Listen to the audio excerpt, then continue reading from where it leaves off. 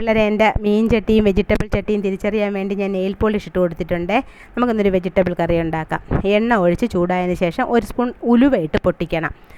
അത് കഴിഞ്ഞിട്ട് ഇച്ചിരി ഇഞ്ചിയും 2-3 വെളുത്തുള്ളിയും കൂടെ ഒന്ന് ചൂടായതിന് ശേഷം ഒരു പിടി ചുമന്നുള്ളി നീളത്തിലരിഞ്ഞതും ഇട്ട് കൊടുക്കണം. 2-3 പച്ചമുളകും ഇച്ചിരി കരിവേപ്പിലയും ഉപ്പും ഒക്കെ ഇട്ട് നന്നായി വഴറ്റി കൊടുക്കണം.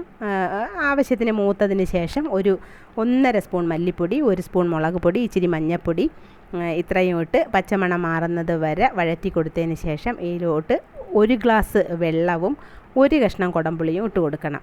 അത് നന്നായിട്ട് തിളച്ചതിന് ശേഷം നമ്മൾ കഴുകി വെച്ചിരിക്കുന്ന വഴുതനങ്ങ കഷ്ണങ്ങൾ ഇതിനകത്തോട്ട് ഇട്ട് കൊടുക്കണം. കത്തിരിക്കയാണ് ഞാൻ എടുത്തിരിക്കുന്നത്. അത് തിളച്ച് കുറുകി ചാറൊക്കെ കുറുകി വരുമ്പം 1 ഗ്ലാസ് തേങ്ങാപ്പാലും കൂടെ ഒഴിച്ച് തിളപ്പിച്ച് അടുപ്പത്തുനിന്ന് വാങ്ങി വെക്കണം. കുറച്ചൊന്ന് തണുത്തതിന് ശേഷം ചോറിൻ്റെ ഒപ്പം ഉപയോഗിക്കണം.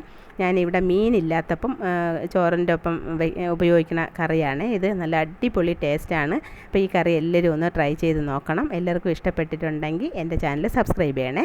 ലൈക്കും ഷെയറും ചെയ്യണം കേട്ടോ. എല്ലാവരും ടെസ്റ്റ് ചെയ്ത് നോക്കണം. ഞാൻ ഒരു സിനിമ കണ്ടിട്ട് വരാമേ.